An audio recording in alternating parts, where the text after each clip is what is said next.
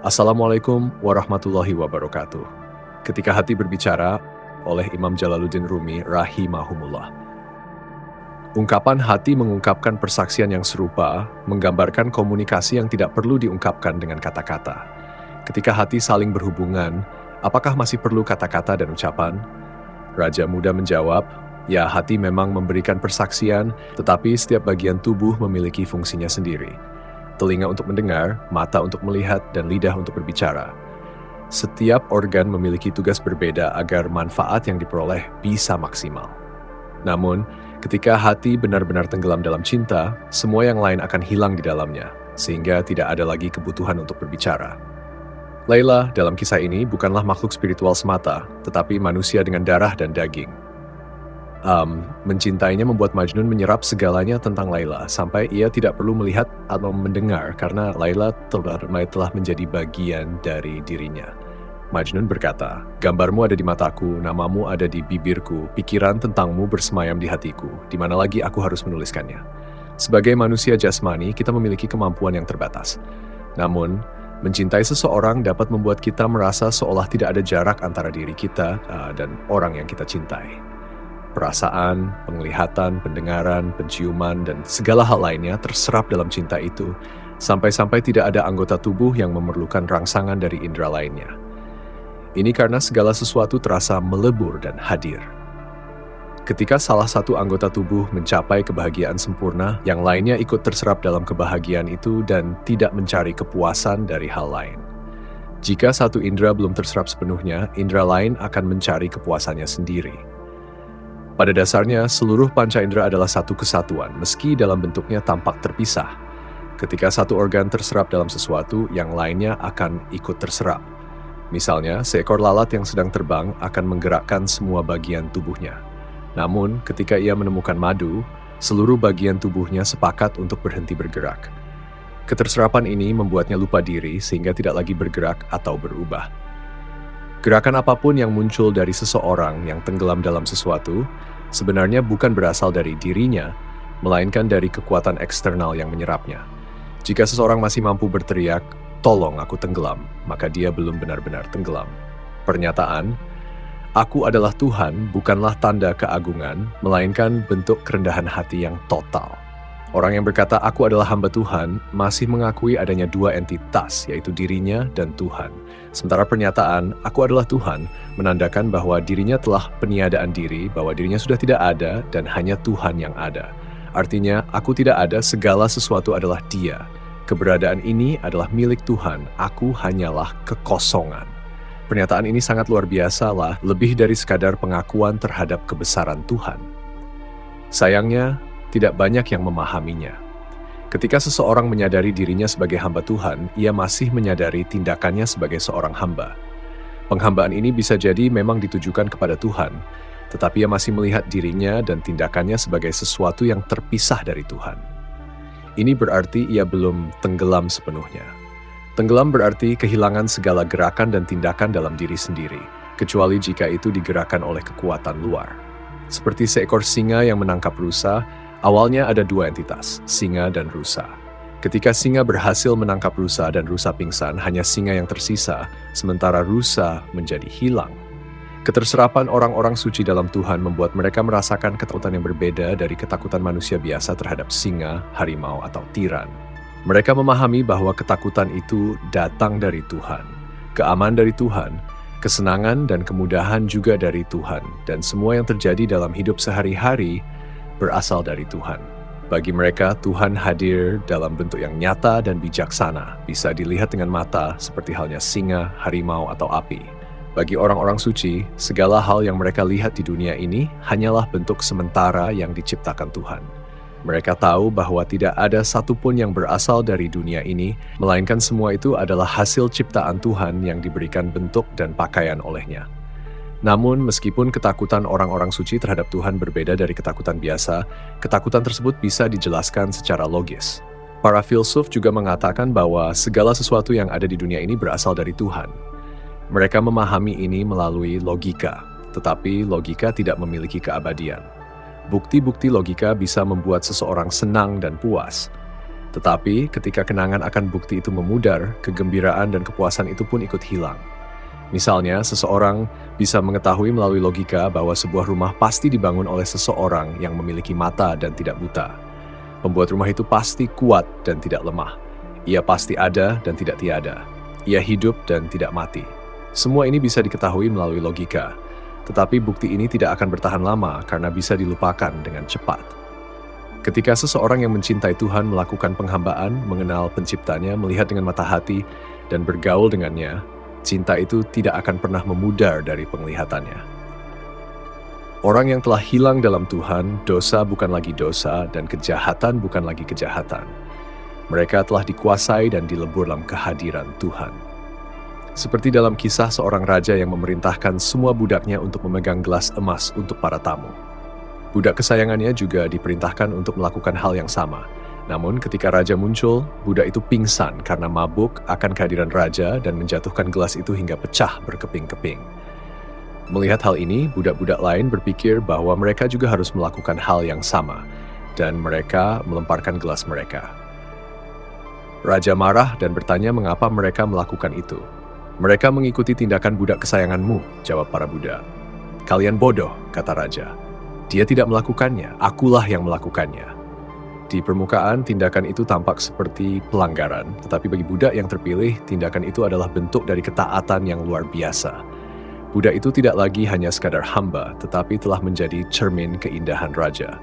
Tuhan pernah berkata, jika bukan karena aku, maka aku tidak akan menciptakan cakrawala. Makna dari pernyataan, aku adalah Tuhan, adalah bahwa karena Tuhan segalanya ada. Ungkapan-ungkapan mistik bisa muncul dalam berbagai bentuk, tetapi jika Tuhan satu dan jalannya juga satu, bagaimana mungkin semuanya tampak berbeda? Semua ini hanya terlihat berbeda luar, tetapi dalam, hakikatnya tetap satu. Ketika seorang pangeran memerintahkan untuk mendirikan tenda, ada yang mengikat tali, membuat pancang, menjahit kain, mengaitkan, memotong, dan menggunakan jarum. Dari luar, semua tindakan ini tampak berbeda, tetapi tujuan mereka tetap sama, mendirikan tenda. Dunia ini juga seperti itu. Jika direnungkan, setiap orang, baik pendosa maupun orang suci, setan maupun malaikat, semuanya berperan dalam penghambaan kepada Tuhan. Contohnya, seorang raja ingin menguji budak-budaknya untuk memisahkan yang taat dari yang tidak taat, yang setia dari yang pengkhianat. Untuk itu, pasti diperlukan seorang provokator agar raja bisa menilai setiap budaknya. Si provokator ini juga bertindak sebagai budak raja dan menjalankan perintahnya. Angin dikirim untuk memisahkan yang kuat dari yang lemah dan hanya yang kuat yang bertahan. Begitulah cara Tuhan menguji umatnya melalui berbagai ujian untuk menunjukkan siapa yang benar-benar teguh dalam penghambaan kepadanya. Suatu saat, seorang raja memerintahkan budak perempuannya untuk berhias secantik mungkin. Setelah itu, budak perempuan tersebut disuruh keluar dan memperlihatkan dirinya di hadapan budak-budak laki-laki. Tujuan dari perintah ini adalah untuk mengidentifikasi siapa yang berkhianat. Meskipun perilaku budak perempuan ini terlihat menyimpang dari nilai-nilai kebaikan, sebenarnya semua yang ia lakukan adalah bentuk penghambaan kepada raja. Demikian pula, semua budak di dunia ini, baik yang dianggap baik maupun buruk, adalah hamba Tuhan. Penghambaan dan ketaatan kepada Tuhan tidak bisa dibuktikan dengan logika atau kesesuaian dengan adat, melainkan melalui pengalaman langsung yang tidak tertutup oleh tirai penghalang. Karena pada hakikatnya, semua makhluk, baik atau buruk, adalah hamba Tuhan dan pasti taat kepadanya. Tidak ada satupun yang tidak memujanya, sebagaimana disebutkan dalam Quran Surat Al-Isra ayat 44. Langit yang 7, bumi, dan semua yang ada di dalamnya bertasbih kepada Allah. Bagi mereka yang memiliki pandangan ini, dunia ini adalah kebangkitan kembali. Karena kebangkitan berarti melayani Tuhan dan tidak melakukan apapun kecuali beribadah kepadanya. Konsep ini mereka pahami di dunia ini. Seperti ungkapan, jika tirai penutup diangkat, aku tidak akan menjadi lebih yakin. Dalam hal ini, pengetahuan alim dianggap lebih terpuji daripada kebijaksanaan arif.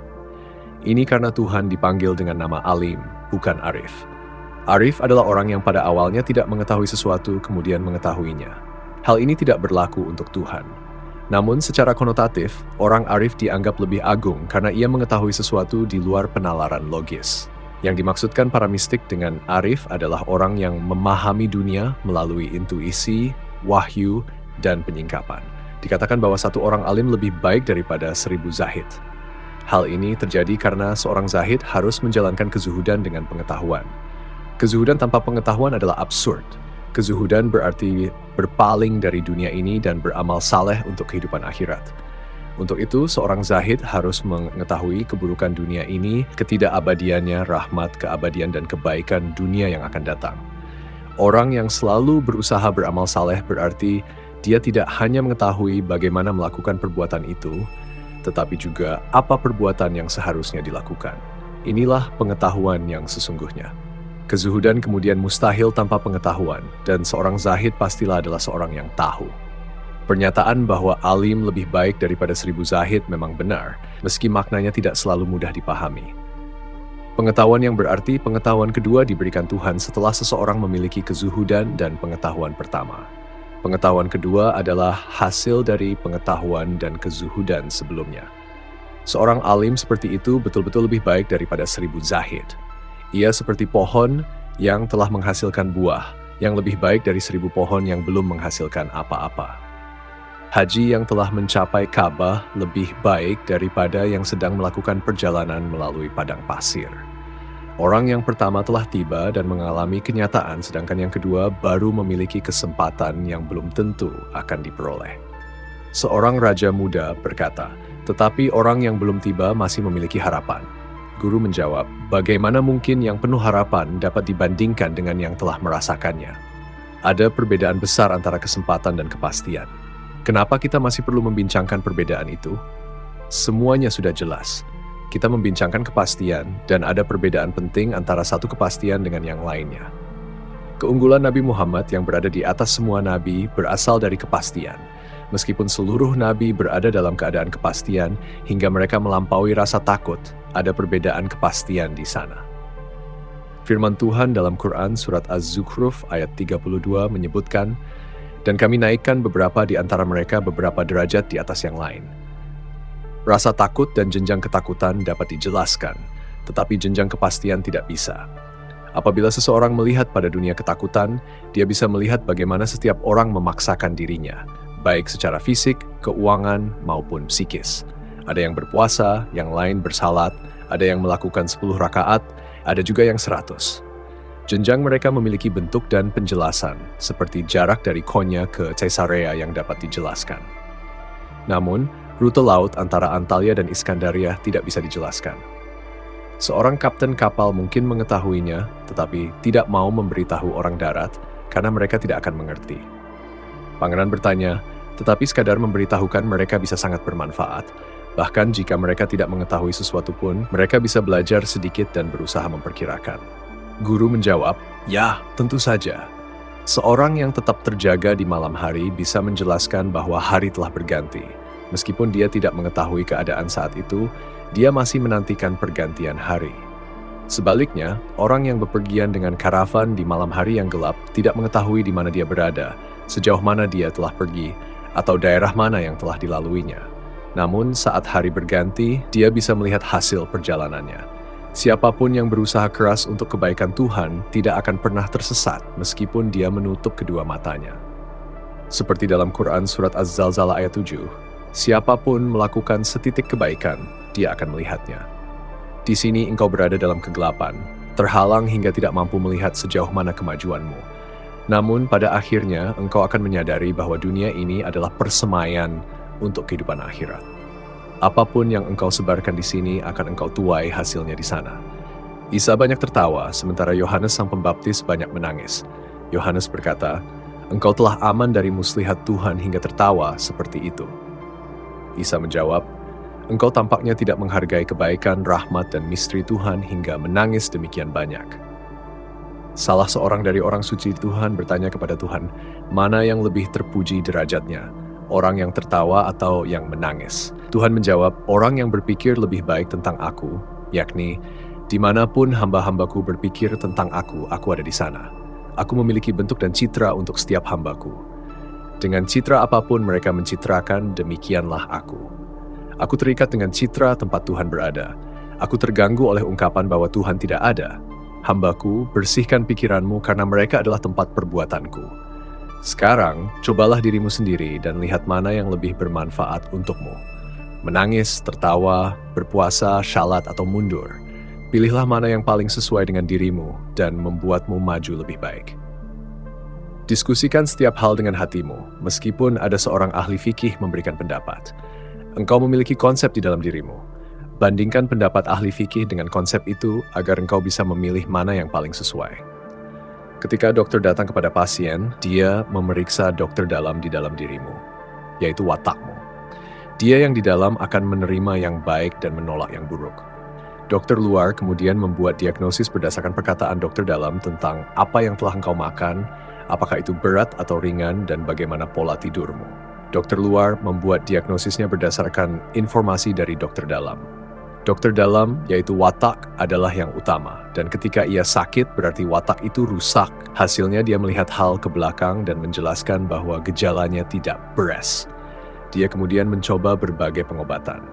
Dalam contoh ini, dia memerlukan dokter luar untuk membantu mengembalikan keadaan normalnya. Setelah itu dokter luar bisa kembali menerima nasihat dari dalam. Sekarang manusia memiliki watak untuk konsep dan ketika jatuh sakit, apapun yang dilihat atau dikatakan indera dalamnya adalah kebaikan dari kenyataan. Di sini, orang suci adalah dokter yang membantu memperbaiki watak, hati, dan agama. Tunjukkanlah setiap hal sebagaimana adanya mereka. Manusia adalah makhluk besar, segala sesuatu telah tertulis di dalam dirinya, tetapi hijab keburukan menghalanginya untuk membaca pengetahuan yang ada di dalam dirinya. Hijab dan keburukan itu berupa kesibukan, tipu daya duniawi, dan hasrat. Meskipun semua itu tersembunyi di dalam kegelapan, di balik hijab, manusia masih bisa membaca dan menyadari apa yang dia baca. Pertimbangkan betapa sadarnya dia, dan pengetahuan yang telah dia singkapkan membuat hijab terangkat. Assalamualaikum warahmatullahi wabarakatuh.